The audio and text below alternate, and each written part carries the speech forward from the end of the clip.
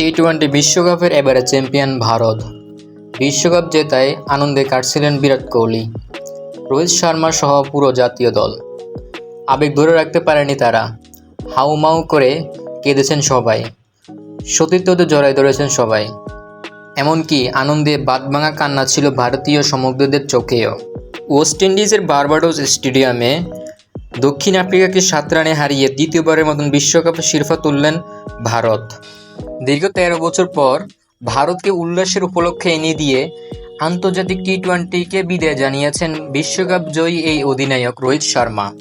Match শেষে সংবাদ সম্মেলনে রোহিত শর্মা বলেন, গত 3-4 বছর ধরে আমরা কিসের মধ্যে দিয়ে গিয়েছি সেটা বলা খুবই কঠিন।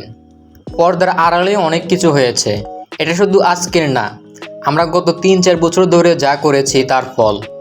কোহলিকে নিয়ে রোহিত শর্মা বলেন, কোহলির ফর্ম নিয়ে কারো দ্বিধা ছিল না। আমরা জানি তার মান কেমন, বড় উপলক্ষে বড় খেলোয়াড় দাঁড়িয়ে গিয়েছে।